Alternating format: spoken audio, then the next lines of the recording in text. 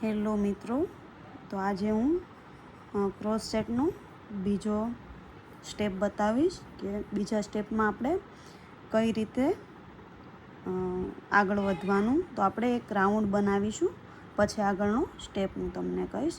તો આપણે આ સાંકળી શીખેલા, તો હવે આપણે રાઉન્ડ શીખીશું કે કઈ રીતે રાઉન્ડ બનાવવું. તો આપણે સૌ પ્રથમ આ રીતે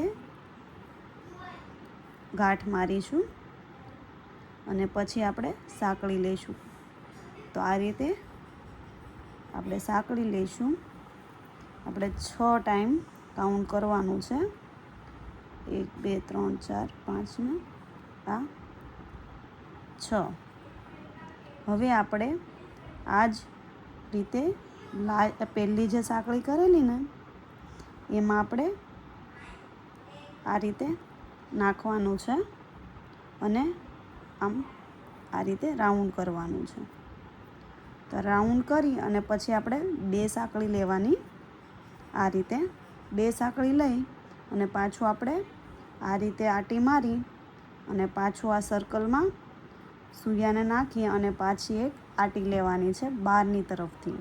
એટલે આ 3 આપણને આટી પડશે. અહીંયા 3 આટી પડી એટલે આમાંથી આ રીતે એક આટી લઈ અને 2માંથી કાઢવાની છે અને પાછી તમને 2 અહીંયા દેખાશે.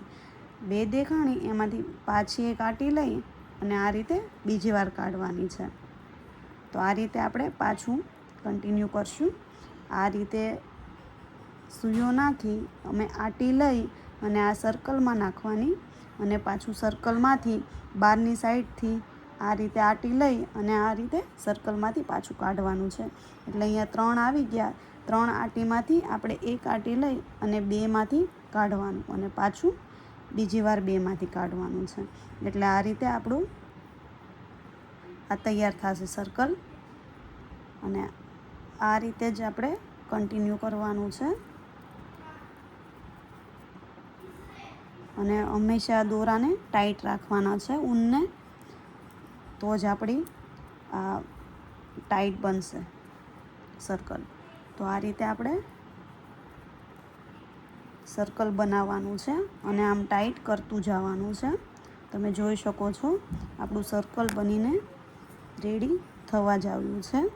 તો તમારે આ રીતે ઘરે બેઠા ક્રોસ સેટ શીખવું હોય તો મારી ચેનલને સબસ્ક્રાઈબ કરજો. હું તમને સ્ટેપ બાય સ્ટેપ શીખવાડીશ અને કંઈ પણ કન્ફ્યુઝન થાય તો મને